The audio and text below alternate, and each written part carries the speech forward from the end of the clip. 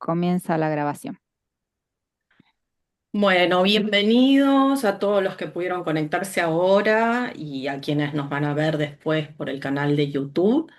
Yo voy a presentar el ciclo. Este ciclo se llama Episodios Cartográficos y lo hace el Grupo de Historia y Epistemología de las Cartografías y las Imágenes Técnicas. Es un ciclo que hacemos una vez por mes desde hace 7 años, de manera ininterrumpida. Empezamos de manera presencial y luego con la pandemia pasamos a la virtualidad.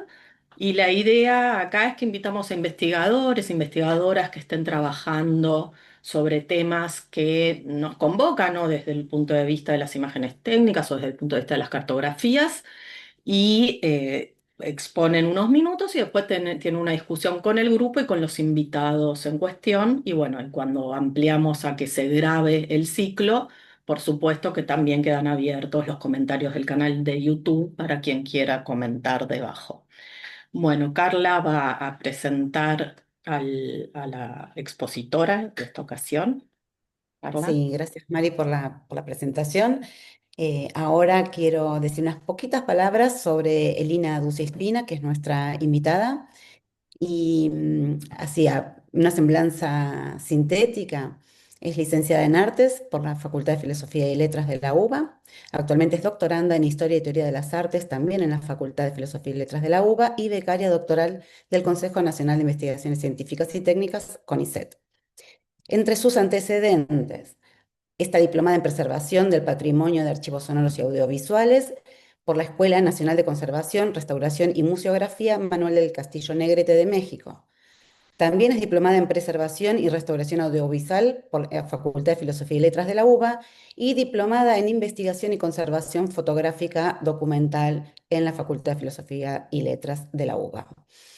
También en gestión patrimonial es coordinadora del proyecto Puesta en Valor de los documentos vinculados a los viajes de campo realizados por Carlos Vega y equipo entre 1931 y 1965 en el Instituto Nacional de Musicología Carlos Vega de la Secretaría de Cultura de la Nación. Elina tiene otros muchos antecedentes sobre estos temas de archivos sonoros y archivos visuales y hoy nos va a presentar una charla sobre los archivos sonoros de la televisión.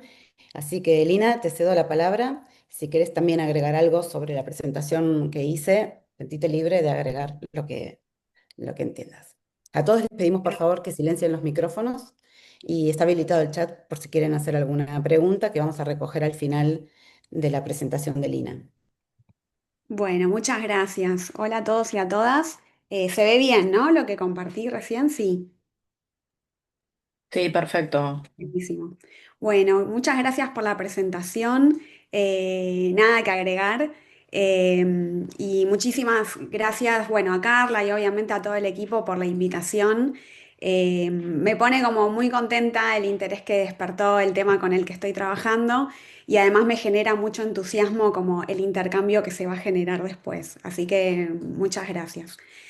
Para contextualizar un poquito de lo que vamos a hablar ahora, yo muy brevemente quería comentarles que esta presentación se enmarca en este proyecto doctoral que comentaba Carla, que está radicado en esta facultad, en la Facultad de Filosofía y Letras, que es un proyecto que se llama Los archivos de televisión en la Argentina, tensiones entre el valor comercial y el carácter patrimonial. Básicamente, bueno, es un proyecto en el que yo estoy tratando de estudiar o de reconstruir los procesos de patrimonialización de los archivos audiovisuales de televisión en la Argentina, tomando un macro periodo que va desde el año 1951 hasta la actualidad y haciendo, sí, un recorte en lo que son los cuatro canales de televisión abierta tradicional de la ciudad de Buenos Aires, o sea, Canal 7, Canal 9, Canal 11 y Canal 13. Básicamente porque son los canales que históricamente fueron concentrando tanto la producción como la distribución televisiva a nivel nacional.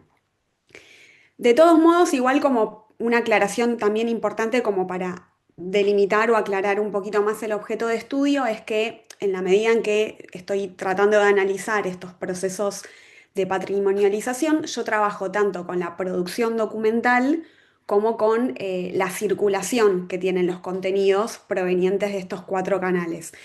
En ese sentido, bueno, estoy trabajando con el modelo de gestión tradicional encarado desde la industria televisiva, que fundamentalmente articula una perspectiva más de tipo operativa y comercial. Trabajo con las instituciones tradicionales de la memoria, o sea, con museos, con archivos o con bibliotecas que fueron incorporando fondos, colecciones o documentos televisivos al considerarles algún tipo de valor histórico, patrimonial, documental. Y también trabajo con el modelo de gestión más orientado al coleccionismo, en el que pueden convivir estas dos perspectivas, la perspectiva más patrimonial, si se quiere, con la comercial.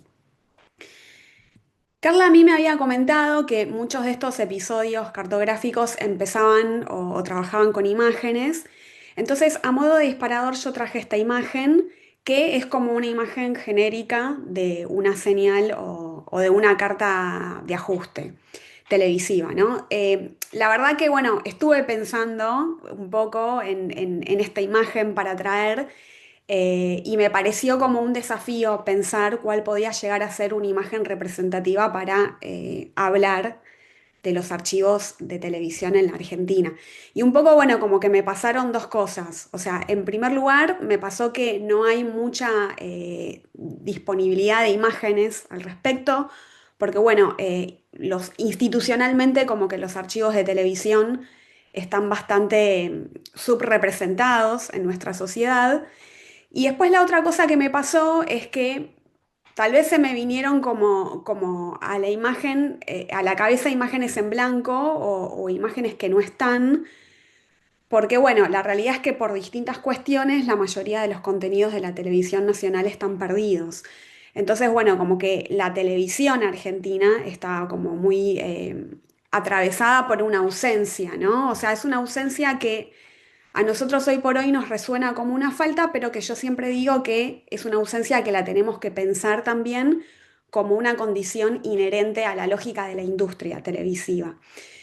Obviamente, bueno, no todo está perdido, entonces, bueno, en alguna medida los vestigios del medio se pueden encontrar en los archivos, sean los archivos de la industria, en los archivos de las instituciones o en los archivos de las colecciones privadas. Entonces, bueno, me pareció un poco que esta señal de ajuste podía llegar a resultarnos operativa para pensar al archivo de televisión en un doble sentido, ¿no? O sea, en primer lugar, digamos que, bueno, más allá de las funciones técnicas más destinadas como a la sincronización de la señal o a la calibración de equipos, como que operativamente la señal de ajuste es como la imagen que se transmite en el momento en el que no hay programación. Entonces, tal vez desde un lugar un poco más pesimista, nosotros podemos llegar a pensar que ante la falta de políticas archivísticas, el patrimonio televisivo se sigue perdiendo. Entonces, dentro de poco, lo único que nos va a quedar es esta señal de ajuste, ¿no? O sea, pensado como un vacío de programación, pensado como una falta. Pero tal vez desde otro lugar, ya tal vez como con una perspectiva un poco más optimista, en la medida en que esta señal de ajuste ocupa este intervalo entre la transmisión de contenidos, la presencia de una señal de ajuste significa que de manera inexorable va a sobrevenir un nuevo contenido, que es un nuevo contenido que puede llegar a ser objeto de archivación. Que en definitiva, ahora como vamos a ver, es lo que siempre pasó con el medio, siempre existió algún tipo de archivación. Y si lo pensamos en el contexto actual, en el que muchas veces se habla de la muerte de la televisión, como que el archivo cada vez cobra un rol más central. El tema es que históricamente este archivo se vio como subordinado a necesidades económicas de la industria. Entonces, pensando en esta señal de ajuste como intervalo entre una cosa y otra, yo creo que el gran desafío es poder lograr una sensibilización social y sobre todo la implementación de políticas públicas que puedan asegurar que los vestigios del medio que lograron sobrevivir hasta nuestros días, como las nuevas imágenes que se están produciendo o las imágenes por venir, puedan ser preservadas y accesibles, porque en definitiva constituyen una parte fundamental de lo que es nuestra memoria audiovisual televisiva. Entonces, bueno, con esta imagen también, o sea, un poco la idea era plantear este binomio de materialidad-archivación, con la idea de trazar como un pequeño recorrido que nos permita pensar cuáles fueron las principales transformaciones en torno al archivo audiovisual de televisión, ¿sí? Entonces, para empezar, digamos que bueno, ya en la década del 30 en Argentina se realizaron experimentaciones en torno a la televisión, pero nosotros en general siempre tomamos el 17 de octubre del 51 como una fecha fundacional, porque es cuando se produce la primera transmisión oficial por parte de un canal de televisión, ¿sí? Un canal de televisión que hoy por hoy es Canal 7, la televisión pública. Lo interesante a pensar es que en ese momento la televisión nació como un medio efímero que estaba caracterizado por el directo televisivo, pero también por el vivo.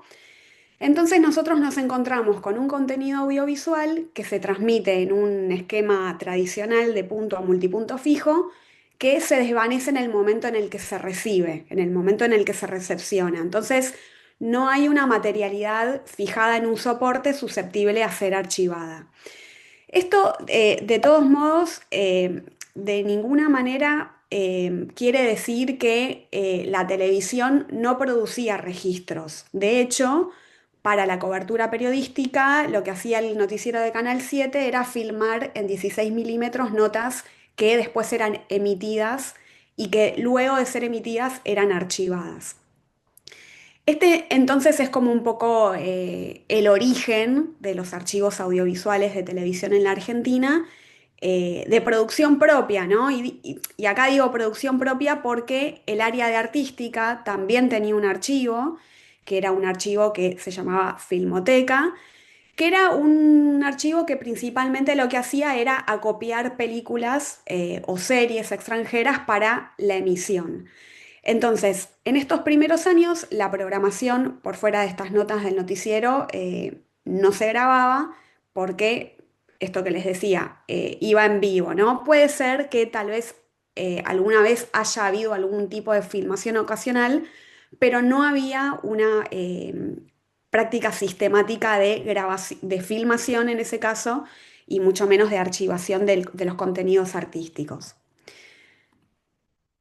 En sintonía con lo que pasaba en la mayoría de los canales del mundo, también en este momento es que se van a establecer dos dinámicas que terminan perdurando a lo largo del tiempo.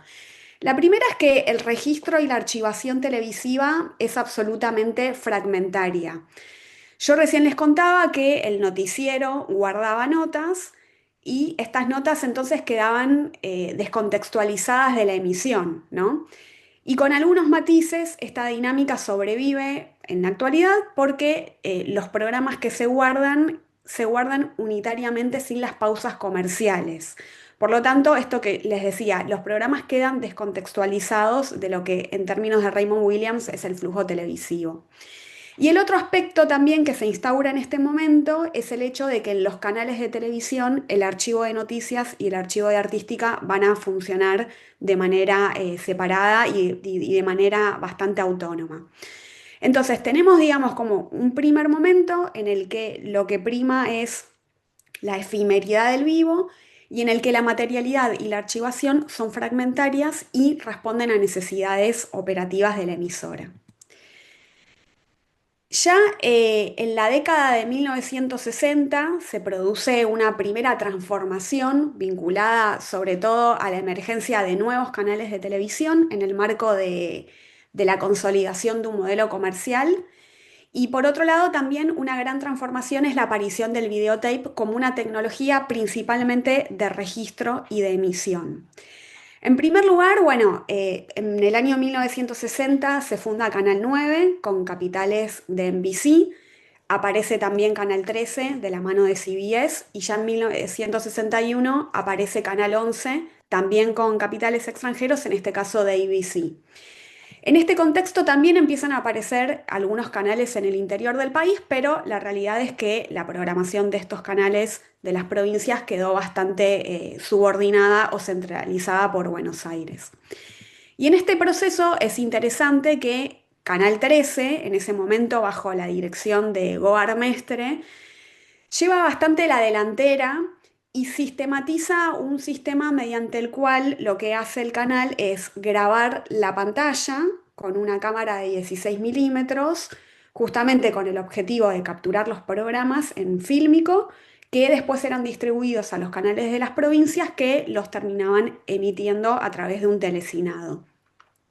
Muchos de estos rollos son los que después con el tiempo terminaron nutriendo la programación del canal de cable Volver. Ahora, en paralelo a todo esto, también de manera paulatina, los canales de la capital empiezan a adoptar el videotape. El videotape es el primer soporte que permite grabar la señal televisiva. Este es un soporte es un soporte magnético que fue creado a mediados de los 50 en Estados Unidos, justamente con esta necesidad de prescindir del fílmico, de los tiempos que llevaba el laboratorio, del presupuesto que llevaba la compra de cintas y también, bueno, del espacio, ¿no? Que significa el fílmico o la guarda del fílmico. Ahora, ¿qué pasa? El videotape, yo les decía, bueno, permite por primera vez grabar la emisión, pero el videotape trae la posibilidad de borrar y de reutilizar la cinta.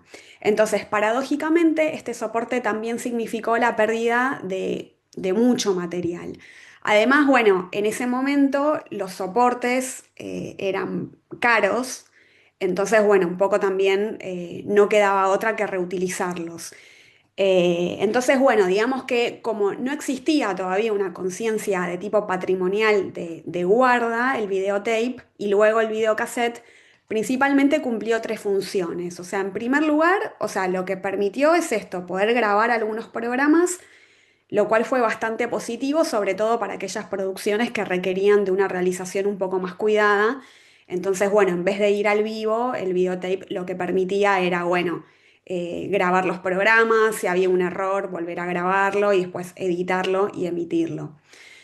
Después, en segundo lugar, ante los escasos desarrollos de la microonda y del satélite, sirvió para grabar contenidos que luego podían ser distribuidos a los canales del interior del país. Y en tercer lugar, también sirvió para archivar contenidos. Inicialmente estamos hablando de contenidos que podían llegar a ser remitidos o reutilizados para la producción de nuevos programas. En este periodo también primó esta conciencia de tipo operativa que yo les decía en relación a los primeros años de la televisión, pero también podríamos sumarle una perspectiva comercial, sobre todo en lo que respecta a la distribución de contenidos. Sin embargo, yo creo que en algunos casos también se puede llegar a observar algún tipo de germen de conciencia patrimonial o al menos algún tipo de intención institucional por tener un muestreo de alguno de los programas producidos por la emisora. Tal vez la conciencia patrimonial más clara la podamos llegar a encontrar en Canal 7, que ya desde la década del 80 conserva las cadenas nacionales. De todos modos, me pasé, no, estoy bien de la placa. De todos modos, en relación al volumen de producción, es muy poco lo que se guardó. Entonces, en el medio, o sea, también hay que sopesar la sucesión de distintos eventos, ¿no? Donde se perdió material. Eventos como inundaciones, incendios, descartes. Los descartes sobre todo tuvieron lugar en el marco de mudanzas o en el proceso de estatización y privatización y también durante los cambios gerenciales que tuvieron los canales. Entonces, digamos que de alguna manera tenemos como un segundo momento en donde tenemos la aparición y la consolidación de una nueva tecnología que permite materializar la efemeridad televisiva, pero que es una tecnología que no estuvo tanto al servicio de la archivación porque de hecho esta posibilidad de grabar, de borrar y de regrabar que introduce la cinta magnética, de alguna manera confirma la fugacidad del medio, ¿no? O sea, el medio televisivo pensado sobre todo como un bien consumible, o sea, como un bien que se agota y que va a desaparecer con su uso. Y en definitiva es un uso que se reduce a la escasa vida comercial que puede tener un producto que está inserto en una industria cultural como la televisión, que en ese momento se caracterizaba sobre todo por el aquí y ahora, por la novedad, ¿no?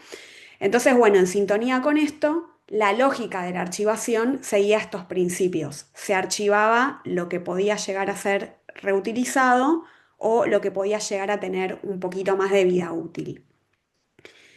Ya llegado el siglo XXI, bueno, la digitalización de la televisión desencadenó como una suerte de boom de archivos que se expresó, o sea, no solamente en la digitalización masiva de soportes analógicas, sino fundamentalmente en una especie de tendencia que tiene el medio a convertirse en una plataforma de archivos en línea.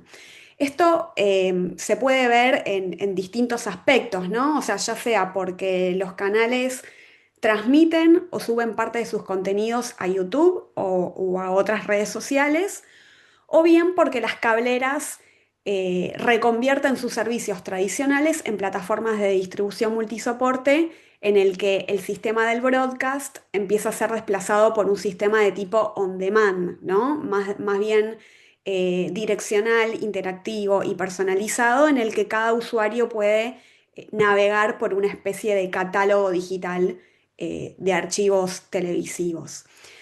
En relación a este binomio de materialidad-archivación, pareciera que la digitalización permite guardar todo, ¿no? Pero la realidad es que no es tan así esto.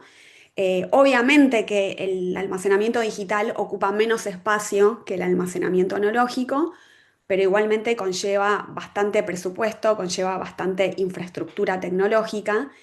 Y también está toda esta ilusión de la desmaterialización, que tampoco es tan así, por lo mismo, ¿no? Porque lo digital requiere de infraestructuras físicas bastante complejas para existir, para circular, y para almacenarse. Entonces, digamos que rápidamente tenemos un recorrido de apenas 70 y pico de años de historia en los que nosotros pasamos de un audiovisual efímero a un audiovisual que se empieza a materializar para funcionar como una especie de insumo industrial, pero que se va a borrar cuando cumple con su corta vida útil, hasta llegar a un audiovisual que se va a materializar digitalmente, pero en este caso para exprimir hasta la última gota de su valor de uso. Entonces, como que de alguna manera la televisión, el medio, pegó como un giro de 180 grados, pasando de contenidos que se veían una sola vez en un lugar y en un horario determinado, a contenidos accesibles en cualquier momento y en cualquier lugar. Y en la medida en que para que esto ocurra necesitamos del archivo, pareciera que por primera vez el archivo cumple como un rol de preponderancia, ¿no? Como si el archivo se reconfigurara como el eje, como el motor o como el factor central para la supervivencia de la industria.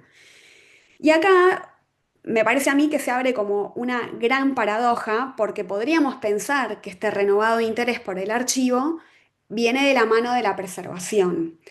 Pero lamentablemente esto no es así o no es tan así porque en definitiva sigue funcionando el archivo como una mercancía de la industria, sigue siendo conceptualizado de esa manera. Entonces, aunque hacia fines del siglo XX, a nivel mundial, los debates acerca del valor patrimonial de las imágenes en movimiento se fueron trasladando al campo gubernamental para dar lugar a la creación de políticas públicas de preservación. La realidad es que en nuestro caso, la Argentina todavía tiene un largo camino que recorrer al respecto. Esto básicamente porque, bueno, los canales de televisión generalmente se niegan a cualquier proyecto que pueda privilegiar el valor cultural por sobre los derechos de explotación comercial y la protección estatal es bastante escasa. De hecho, a nivel legislativo nos encontramos con estas cuatro situaciones que yo puse acá en la placa, o sea, bueno, como que a nivel mediático las primeras tres leyes de radiodifusión se encargaron de regular al medio como un mercado, pero desatendieron todo tipo de protección en cuanto a manifestación cultural y patrimonio cultural. Después, toda la legislación nacional en materia de patrimonio cultural o de bienes culturales es bastante ambigua y es bastante escasa porque no especifica ninguna línea de acción en torno a la salvaguarda del patrimonio televisivo. Después sí ya tenemos un caso en el año 1990, en el 90 se sancionó la ley 23.820, que obliga a las emisoras de televisión de todo el país a enviar al Archivo General de la Nación, a la AGN, una nota, una copia de las notas periodísticas, pero la realidad es que es una ley que nunca se reglamentó y que nunca se cumplió, por lo cual yo creo que el hito más destacable es la sanción de la Ley de Servicios de Comunicación Audiovisual, porque por primera vez introdujo una perspectiva de tipo patrimonial en torno a la grabación y a la archivación de los programas. Esto es porque, bueno, en una parte la ley le exige a los licenciatarios a grabar y a conservar las emisiones durante un plazo de tiempo y también los obliga a remitir una copia a la GN. El tema es que, bueno, el decreto reglamentario terminó estipulando el plazo de reserva de las grabaciones en tan solo 30 días y este proceso de entrega de material a la AGN, la verdad que nunca llegó a cumplirse. En algunos casos, en algunos periodos lo cumplió Canal 7, pero el resto de los canales no lo cumplió nunca.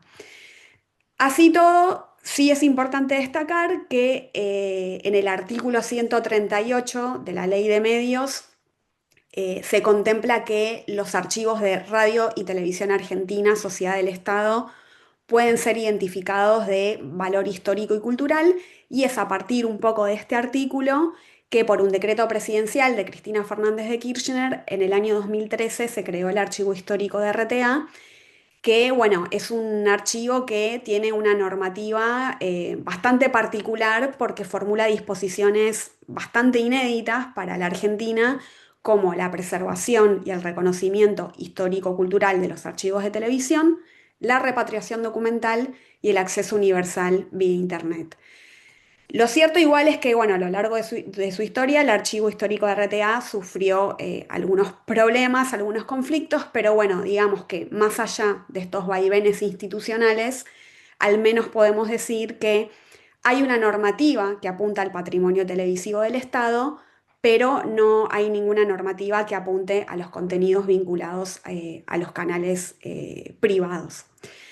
Entonces, un poco para terminar, un poco, bueno, volvemos a lo mismo, ¿no? Cargamos con una historia de más de 70 años en el que el común denominador, eh, en el que como común denominador el medio televisivo solo consideró la archivación como un proceso operativo de esta maquinaria industrial, y si bien hoy estamos en presencia de un boom archivístico, en definitiva, como les decía, es un boom que queda a expensas de una misma mecánica que lo que hace es profundizar esta idea del archivo como una mercancía.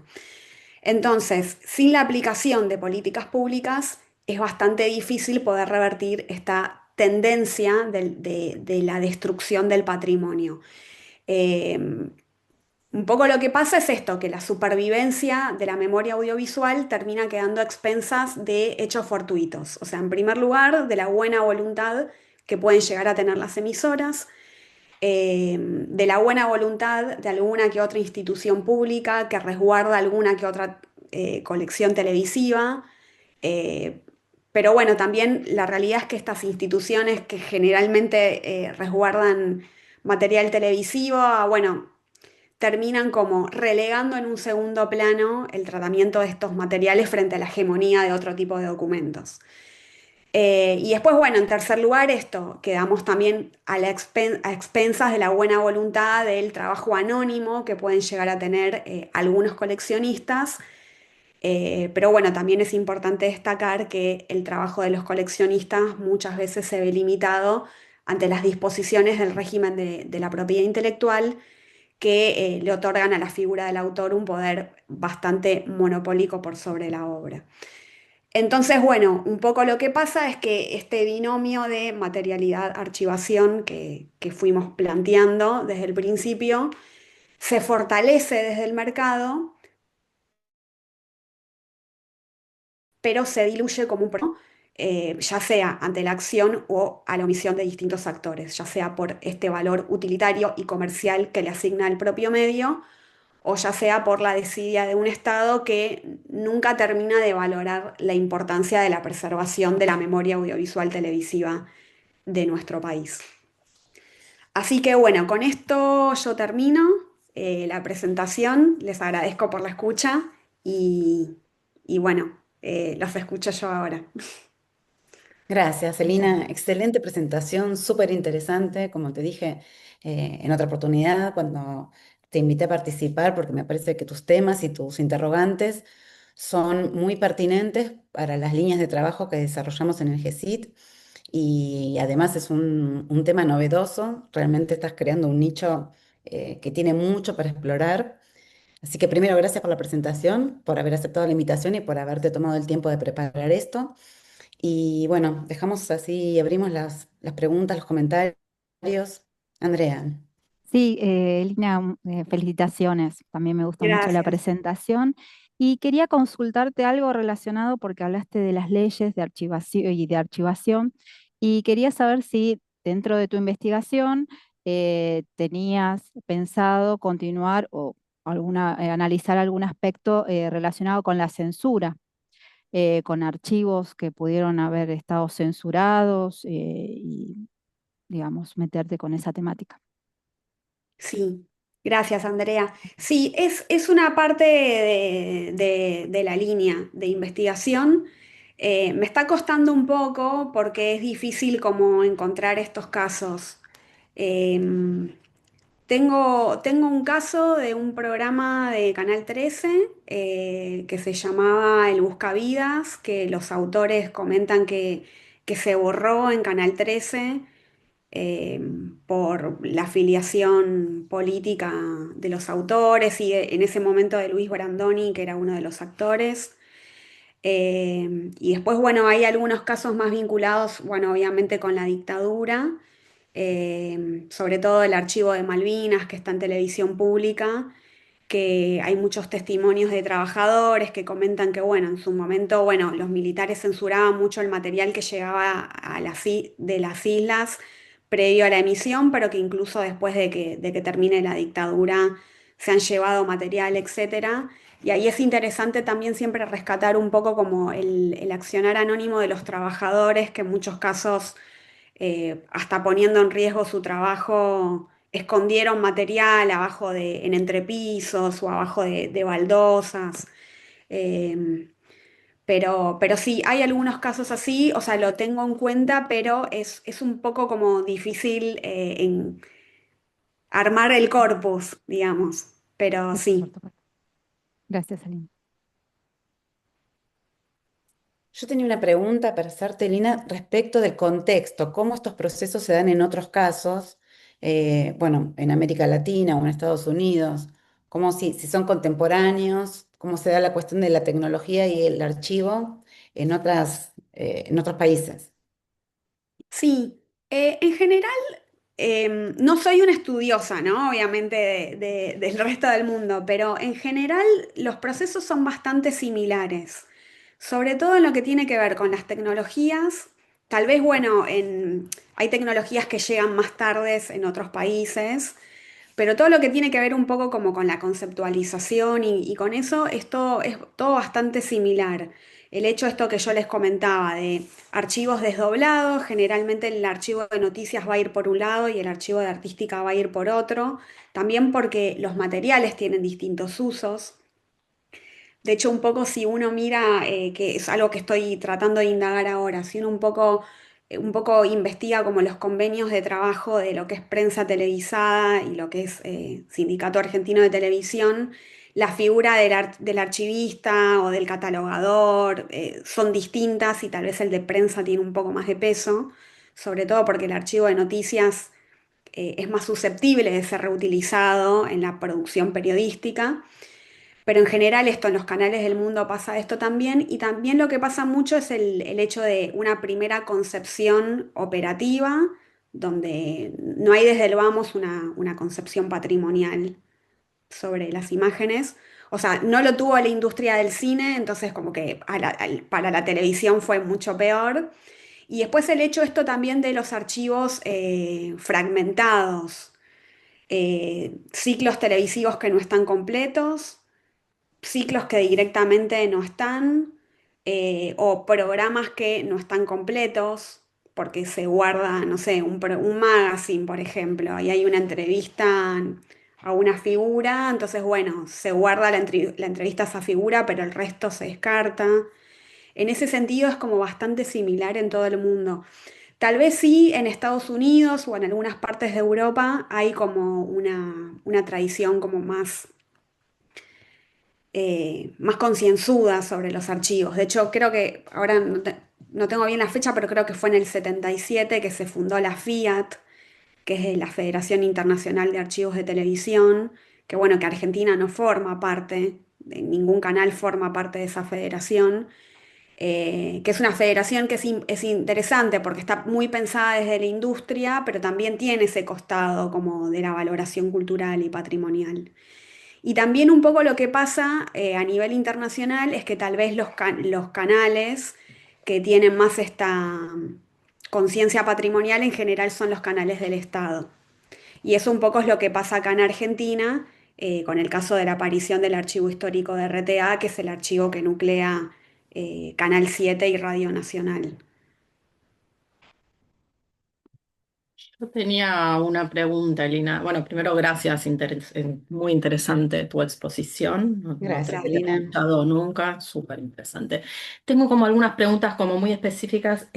Vos comentás que ¿no? Canal 9 cuenta con fondos de la RCA a partir y tiene emisión a partir del 60 más o menos, ¿no? Sí. Va, de la NBC dijiste, pero la NBC es de la RCA, ¿no? Entonces, te quería como preguntar, porque en esa época los de la NBC o de la RCA también están abriendo al mismo tiempo como un mercado bastante importante en la Argentina de instrumentos ópticos, ¿no? El microscopio electrónico, etcétera. Entonces, mi pregunta es si, dos preguntas son. Una, si esas transmisiones de Canal 9, por ejemplo, tienen un archivo, pero al que es difícil de acceder y que, por ejemplo, se encuentra en los archivos de la NBC o de la RCA, no lo sé, no tengo idea, es lo que te pregunto por un lado, si existe eso, aunque sea como archivo privado. Y si en todos los casos estos que estás comentando, tiene que ver, la segunda pregunta tiene que ver con la fragmentación del archivo. Es decir, en ninguno de estos casos se encuentran los comerciales, las propagandas en esos, digamos, fragmentos que se encuentran, o en algunos casos sí. Por ejemplo, podés encontrar comerciales, ¿no? Las propagandas y insertadas en algunos de los ciclos, no sé qué es lo que viste al respecto. En relación a lo que me preguntabas de Canal 9, que un poco también con el 11 y con el 13, que nacen de la mano de estos capitales extranjeros, en general los canales cuando nacieron tenían como una programación bastante mixta, eh, Mm, con mucho enlatado, digamos lo que se decía, ¿no? Con mucho Ujú. enlatado extranjero, pero también un poco con la idea de empezar a hacer cada vez más producción nacional, un poco como para captar el público nacional. Eso sobre todo lo planteaba Goar Mestres de Canal 13, que él comentaba que un poco el éxito del medio iba a estar de la mano de la producción nacional. Mm. Ahora, en relación a lo que me comentabas de Canal 9, mira, justamente Canal 9 tiene un trabajo muy interesante que se está haciendo en los últimos años con la creación del archivo histórico de Telearte, pero Ujú. ellos principalmente tienen material a partir del 84, que es cuando se reprivatiza. Claro. Un poco lo mismo que pasa con Canal 11, no tanto así con Canal 13, que sí tiene material más antiguo, pero es muy difícil conseguir contenido televisivo previo a los 80. Y lo mismo pasa en Canal 7, en la televisión Mm. pública. Salvo lo que es el archivo de noticias, que sí tiene material desde la década del 50. En general los canales conservan material desde los 80.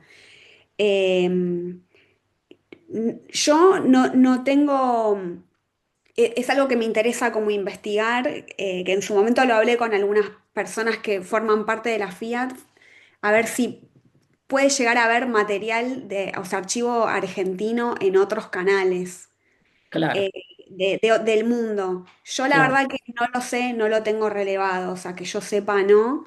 Ujú. Sería raro pensar que la RCA tenga archivos de los 60 de Tiene, Canal tiene 9. mucho, o sea, lo que tiene la RCA es, por ejemplo, en su archivo histórico es mucho propagandas, por ejemplo, de sus instrumentos, qué sé yo, pero es gráfica, ¿no? O Sí, sea, no es audiovisual, no lo sé, la verdad es que no lo sé, pero valdría la pena por ahí mirar un poco a ver si tienen sí. algo, qué sé yo. Sí, Mm, la verdad que no lo sé, o sea, yo tendería a pensar que tal vez puede llegar a ver esto como tal vez algún muestreo de algo que por alguna cuestión institucional se llevaron, pero mm, no creo que sea mucho más que eso. También un poco esto por la dinámica, las cosas no se grababan por una necesidad de emisión y después se regrababa, ujú, etc. Y después con respecto a lo de las publicidades, bueno, sí lo que puede pasar en algunos canales, por ejemplo, en Canal 7, porque yo ahora estoy de licencia, pero yo trabajo en Canal 7. Me acuerdo que hace unos años apareció un lote de 16 milímetros de comerciales, que eran como las publicidades, como claro, venían de las agencias de publicidades. Calculo que en otros canales también puede llegar a pasar lo mismo. Ahora, como práctica de registro, los canales no registran la programación, no claro, registran el flujo televisivo, registran claro, como programa. perfecto. Sí, en los últimos años se hace, también eso es lo que está estipulado en la ley de medios, que los canales sí lo que hacen es ahora hacen como una grabación que se llama como una cinta testigo, que graban como toda la programación Mm, con una calidad bastante baja, pero lo tienen guardado 30 días y después lo van borrando. Es como que lo tienen ahí por si se pide bien, para algo, como prueba judicial o por alguna cuestión claro. de ENACOM, ponele o algo así. Mm, Pero si mm. no, la práctica televisiva es grabar el programa, o sea, los bloques, digamos. Los bloques, sí, no el comercial, claro. Sí. Mm. Eso sí se puede encontrar en los casos de las colecciones privadas, porque muchos coleccionistas sí grababan la Claro. emisión. Mm, mm. En ese Pero caso lo sí. que hay ahora, por ejemplo, qué sé yo, el AGN de noticieros, de sucesos argentinos, esas cosas, no viene de coleccionistas privados, ¿no? Eso obedece a esa ley que dijiste vos o decreto, no me acuerdo, ¿no? Que obligaba a los noticieros pasárselos al AGN, ¿no? Claro, pero eso es una ley, primero fue la ley del 90 que Sí. estaba como circunscripto a lo que era material de noticias, pero nunca Mm, se cumplió. Y después lo que hizo la ley de medios fue ampliarlo a como todos los contenidos, sean noticiero o no, pero los canales nunca llegaron a hacer el depósito de ese material. Sí, en algunos años lo hizo la televisión pública, pero mandaba el noticiero y en ese claro, caso lo que mandaba era la emisión, sin la publicidad. perfecto. Después lo que me comentás de sucesos argentinos y esas cosas ya es como un noticiario cinematográfico. Claro, claro, es Pesadilla, sí. sí, sí, sí. Bueno, perfecto. Gracias. No, Súper gracias a vos. interesante. ¿Alguien más? A ver,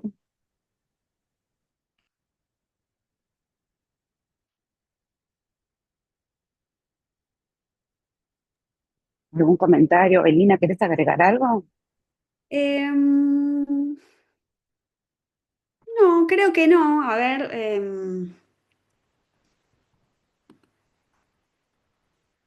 no, a ver, Bueno, hay algo igual, en el chat, veo. No sé si me llegó a mí sola. de todos Ah, a modos, ver. hay que aclarar que quedan los canales abiertos para que sigamos conversando. Eh, Sí, creo que ahora, el chat te llegó a vos. Va, a ver, yo no veo. yo no Sí, lo lo veo. mandé yo al chat. Ah, Después me di cuenta que le llegaba a una sola persona directo. Era felicitándola por la presentación, porque fue hermosa. Gracias, ah. Loli. Ay, Hay uno acá hay de un Pablo comentario de también. Pablo. Pablo, sí, comenta acá. Que en ¿Quieren que el... lo leamos? Sí, sí, leamos, porque... lee vos, Elina, si te llega, porque yo solo veo el de Pablo, por ejemplo. Vale. Dice, estoy con problemas técnicos en un café con mala acústica. Elina, vos hablaste de la importancia de pensar políticas públicas de preservación del material audiovisual. En un contexto tan hostil y de repliegue del Estado, tal vez podemos pensar en estrategias creativas de acopio y centralización de distintos archivos sueltos en un archivo más unificado. Conozco varios casos de gente con archivos propios que no tiene idea siquiera de a quién se los podría ceder y hay casos aislados como el Fondo Romay en la Gene y el Germani. Y en muchos casos hay material gráfico, guiones, folletos, fotos que podrían enriquecer ese archivo. Gracias, Pablo, por la pregunta. Sabés que estoy re en esa ahora pensando todo eso. Porque sí, o sea, el tema de como de lo de las políticas públicas, o sea, es muy necesario que exista, obviamente, y como que nunca hay que dejar como de reclamarlas.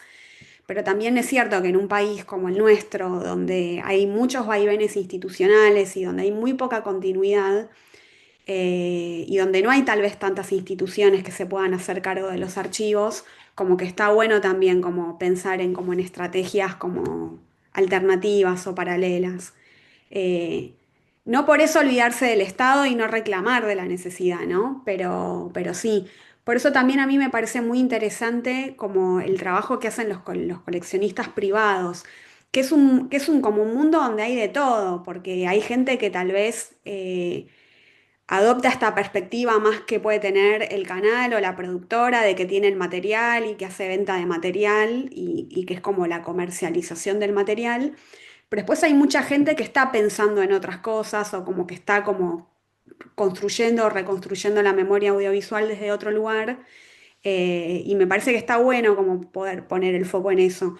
Lo que pasa que también un poco lo que planteaba al final, que son como proyectos que se ven muy limitados por el tema de la ley de propiedad intelectual que tenemos en nuestro país, que a diferencia de otros países donde sí tal vez como que se plantean algún tipo de exenciones para, para usos educativos o para usos culturales, como que en Argentina eso es como bastante cerrado. Entonces, bueno, hay muchos coleccionistas privados que tienen esta cuestión de la piratería, ¿no?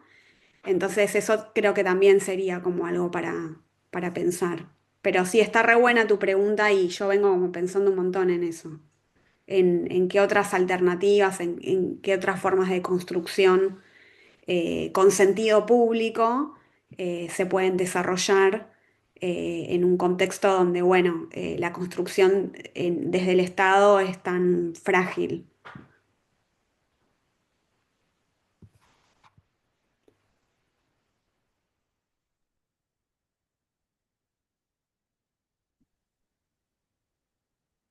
Bueno, muy bien. Acá veo, Pablo también me mandó un mensaje sobre publicidades y programas como estaban archivados en el Germani. Gracias, Pablo, por la info. Em, bueno, no sé si hay alguna pregunta más. ¿Alguien tiene o en el chat o quiere hacer sin el micrófono? Carla estaba con algún problema de conexión, ¿no? Carla, ¿o Sí, estás? así que Ah, apagué ok. la imagen, pero escucho muy entrecortado. Bien, bien. Ah, Bueno, en principio entonces, si no hay más comentarios, si Elina no querés agregar nada, damos por concluido. Esto queda subido al canal de YouTube de todas maneras, con lo cual, bueno, por ahí se dan algunos otros comentarios después en diferido. Así que por suerte tenemos un archivo nosotras de eso. Así que estará disponible para quienes quieran invitar también a ver el episodio después, ¿no? Bueno, Carla, no sé si quieres decir algo más, pero en principio cerraríamos invitándolos al próximo episodio, que será el mes que viene, ¿no? No sé si Sí, tenemos algo solamente más. agradecer a todos, pero en primer lugar, Elina, y agradecer a todos los que se sumaron hoy para escuchar y comentar. Perfecto. Muchas Bueno, gracias. Gracias a muchas ustedes. Muchas gracias a gracias, Elena. todos. Gracias. Muchas Gracias. gracias. Bueno, Chao, nos vemos. Ya nos vemos. chao. ¿Querés cortar la